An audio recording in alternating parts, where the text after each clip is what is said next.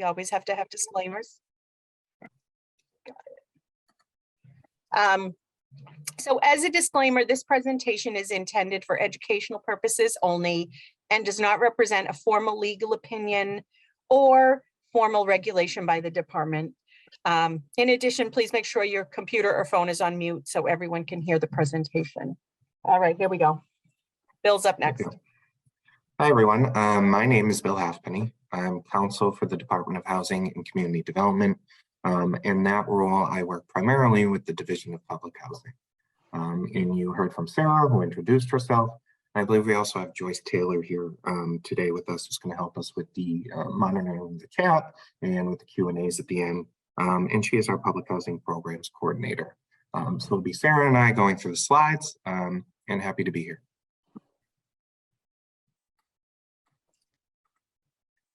Okay, so we have 8 topics on our agenda today, including background on DHCD and LHAs, the relationships between DHCD, LHAs, and executive directors, and then discussion of LTOs and how they interrelate together with that system.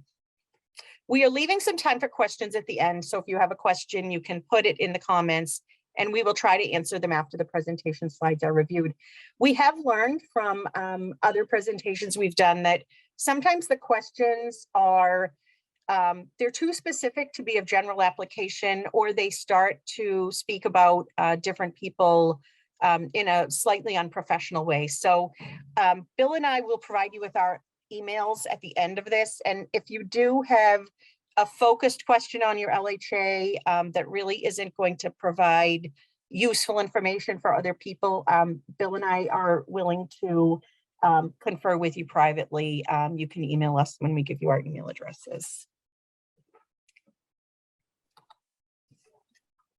Okay, so what is DHCD? First and foremost, DHCD is the Department of Housing and Community Development. It's one of the many state agencies within the executive branch of the Massachusetts state government. And for now, it's located within the larger Executive Office of Housing and Community Development, Economic Development. And I say for now because under the new administration, you may have heard that Governor Healy is wanting to elevate DHCD to a cabinet level agency. And if that succeeds, we'll no longer be within EOHED, we'd be our own cabinet level agency, and we wouldn't have anyone above us.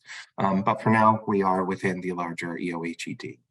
I've copied our mission statement here to give you a general idea of what it is we handle. The Department of Housing and Community Development, through its community and business partners, provides affordable housing options, financial assistance, and other support to Massachusetts communities. We oversee different types of assistance and funding for consumers, businesses, and nonprofit partners. So state-aided public housing is just one of many programs that DHCD oversees, and we do that primarily through our Division of Public Housing.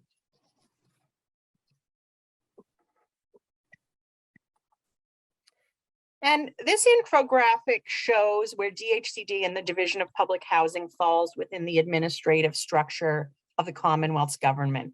So for now, the governor's cabinet includes an executive office of housing and economic development. As Bill indicated, that may be promoted so that DHCD isn't a department of the executive office of housing and economic development. It would rise up one level to a cabinet level secretariat. And the Division of Public Housing is a division at DHCD that administers public housing programs. This division is further divided into 2 separate bureaus, the Housing Management Bureau and the Capital Management Bureau. So we've discussed a little bit about what DHCD is. So let's turn our attention to LHA boards. So what exactly is an LHA board?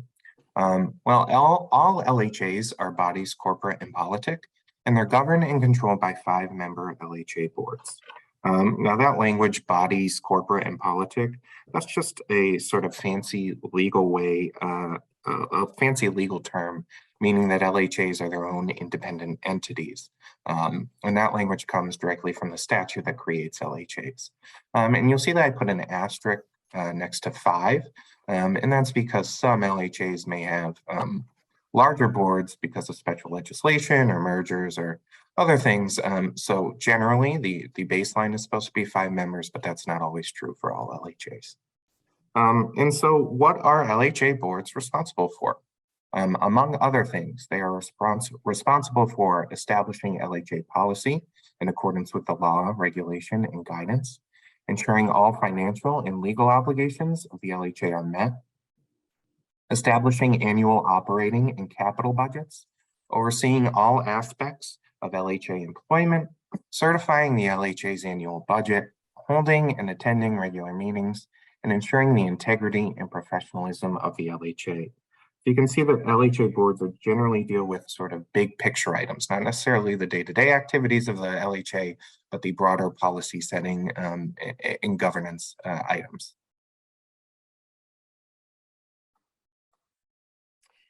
So if those are the relationships of the LHA and its board, what is DHCD's relationship with an LHA? So as Bill explained, LHAs are independent bodies governed by their board. DHCD's role is not a local management one. DHCD provides funding for LHAs. This funding is allocated by the state legislature as part of the state budget process and can be different from one year to the next. As part of the funding process, LHAs sign contracts for financial assistance, which outline rules and requirements for LHA spending. Sometimes you'll hear those referred to as CFAs. DHCD is also the body authorized by state law to provide regulations and guidance for LHAs. So DHCD's authority for this comes from Massachusetts General Laws, Chapter 121B. The regulations DHCD promulgates can be found in the Code of Massachusetts Regulations at 760 CMR. The sections most applicable to LHAs are Section 4, which addresses the general administration of LHAs, Section 5, which concerns eligibility and selection criteria, Section 6, which addresses occupancy standards and tenant participation, Section 8, which is a very important section addressing privacy and confidentiality, and Section 11, which addresses modernization and development, funding for those kinds of things, etc. DHCD also guides LHAs in other ways. So for one, it issues public housing notices and other what we call sub-regulatory guidance. That means it's guidance from DHCD, but it's not addressed or contained within the Code of Massachusetts regulations. Public housing notices give LHAs direction on how to do different things or deal with various issues. Some examples of public housing notices would be notices about competitive funding availability, instructions concerning the executive director hiring process, information about the annual and LHA budgeting. In 2020 and 2021, DHCD issued many notices about how LHAs could address public health and resident safety issues related to COVID. We've, for the most part, moved beyond that, hopefully. We have recently issued a PHN concerning assistance animals in public housing, and I do think that's a PHN that would be of good interest to many of the people on this telephone conference. And then DHCD also gives other kinds of sub-regulatory guidance in various forms. Our team of employees is assigned to each LHA, and it can provide guidance in housing program management, facilities maintenance and upkeep, project management and funding, and construction advice. Another kind of sub-regulatory guidance would be the AUP, PMR, and annual report requirements for LHAs.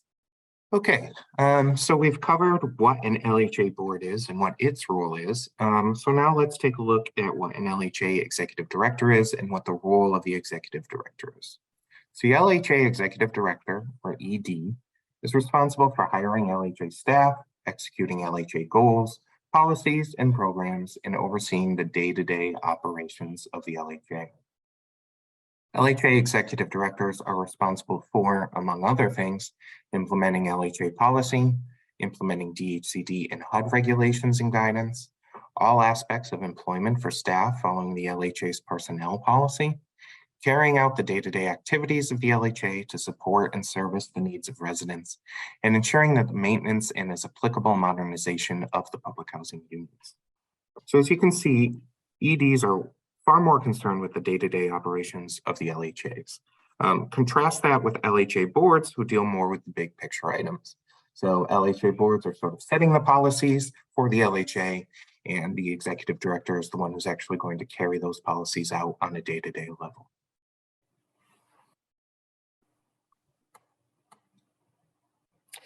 Okay, and so what is DHCD's relationship with LHA executive directors?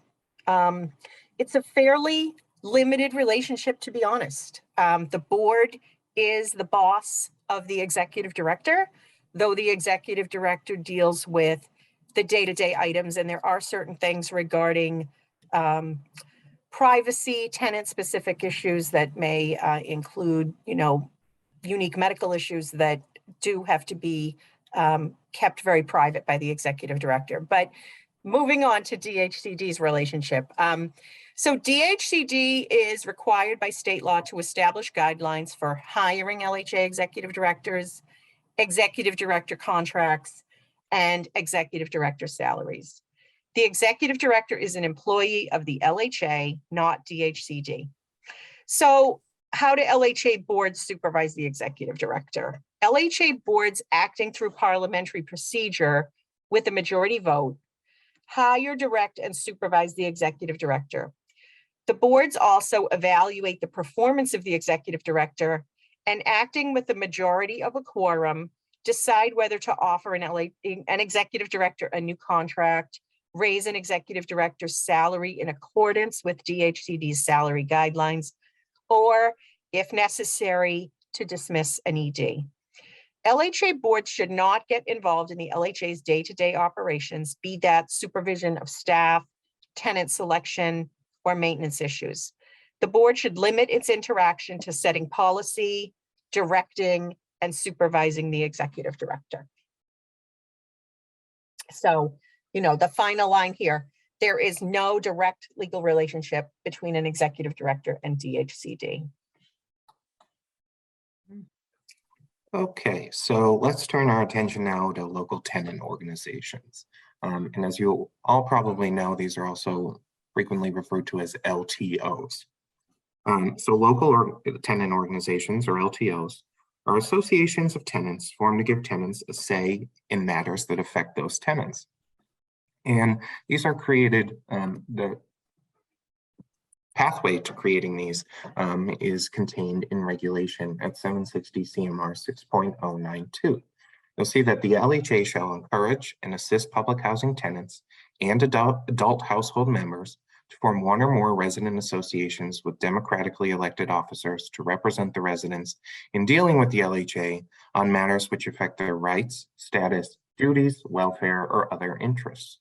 Once formed, a resident association may, but is not required to, submit a written request to the LHA to recognize the association as the official LTO representing a specific group of residents for a 5-year term. So you see that LTOs begin as resident associations, and those resident associations can then gain recognition as an LTO. Once it becomes an LTO, LTOs are governed by written rules or bylaws, and they're going to represent specific, unique group of residents. So there's a provision in the regulations that says there can't be 2 LTOs that represent the same group of residents. So every LTO should be representing a unique group of public housing residents. LTOs are required to hold regular meetings, and they are entitled to participate in certain matters at the LHA. These include, but are not limited to, quarterly meetings with the executive director or the board, any matter affecting the rights, status, duties, or welfare of residents, the drafting and planning of the LHA's annual plan, modernization programs, and LHA hiring. So you can see that LTOs have a sort of a wide variety of things that they can get involved in. But the basic thing to know is that they start out as resident associations and then, pursuant to the regulations, can gain recognition as a local tenant organization. Next slide, Bill, right? Yep. Okay, so what is DHCD's relationship with LTOs? And the truth is that it's quite limited. I've copied and pasted another portion of the regulations that deals with LTOs. It's 760 CMR 6.092H. And that says if a resident association is dissatisfied with the decision of the LHA concerning the grant or denial of recognition of an LTO, or its decision as to whether to seek department revocation of recognition of an LTO, the association may, within 30 days, request in writing that the department review the LHA's decision. So DHCD is really only getting involved with LTOs in a couple of limited circumstances. If a resident association is seeking recognition as an LTO and is denied that recognition by the LHA, they can seek department review of the LHA's decision as to whether that LTO should have been recognized. And then once an LTO is recognized, that recognition can only be revoked by DHCD. So those are really the only two very limited instances in which DHCD is going to be dealing directly with LTOs.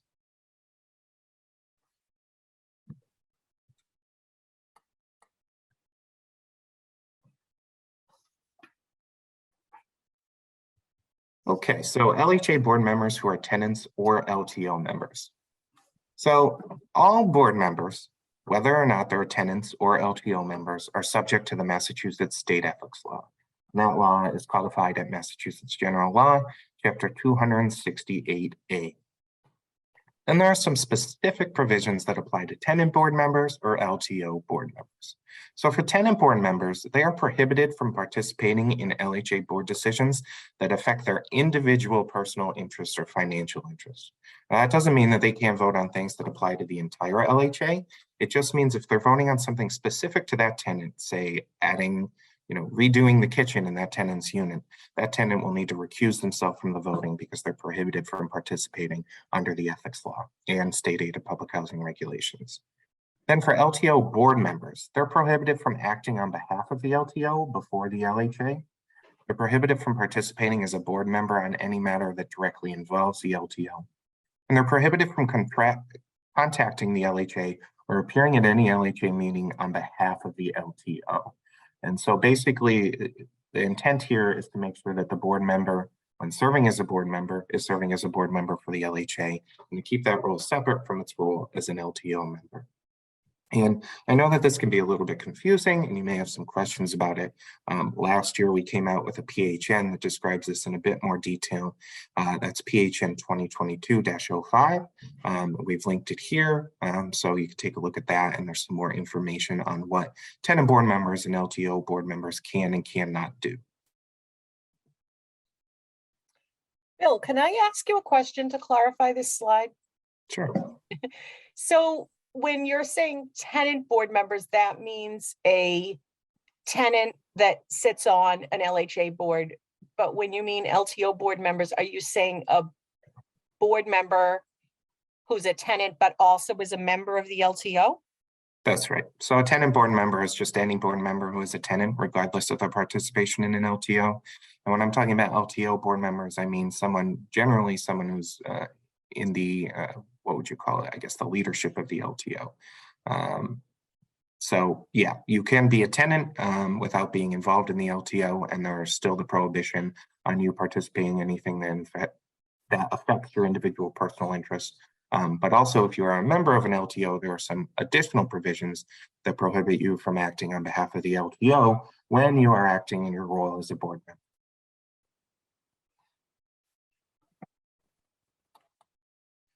But I just had a couple of things to share, and it won't take long. One of them sort of relates to this most recent question, which is about sort of the tenant chain. We call it the chain of command. So can everyone see this? Okay, yes. Thank you. Great. Oh, Jean's coming back. So we have two trainings here at the Mel King Institute, two main trainings in addition to these special webinars we do with the DHCD. We have a board member training if you are a resident board member, and then we have a training for local tenant organizations and general resident leadership. So I think we include this in both of them, but if you are a tenant, this is kind of the process for getting an issue taken care of. So you don't jump straight to step 6, which is appeal to the Housing Authority Board. For example, you would go through this process in order to resolve an issue having to do with property or something else. Then just a few words about local tenant organizations. There are regulatory rights to participate, as Bill and Sarah were mentioning. We also kind of want to mention some of the soft skill and group cohesion work that goes into forming a successful LTO, because the rights are really important. But if you kind of can't pull people together to speak with one voice, then you can't make as powerful use of those rights. So our training can help LTOs do that. And these are some of the steps that we that we talk about in that training. Then, as mentioned, the board is the housing authority, not the executive director or staff. Resident board members have the same rights and responsibilities as other board members. They just sort of find themselves in some particular conflict of interest situations sometimes, as Bill was explaining. These are the things the board doesn't do, which I think we've covered. And then lastly, I just wanted to mention that a best practice is for the board to conduct a performance review of the executive director each year, the way you would with any staff person, since the board is the boss of the ED and not DHCD. And then board constitution, since this is a democracy that we live in towns, 3 of 5 board members are elected by the town. In cities, 4 of 5 board members are appointed by the mayor. So these are the pathways that tenants can also, and just the general public can also use to affect the composition of an LHA board. So I think I'm going to stop sharing there because those are the main things I just wanted to add. Most of the content is already really well covered by Bill and Sarah. And from here, we can just go back to questions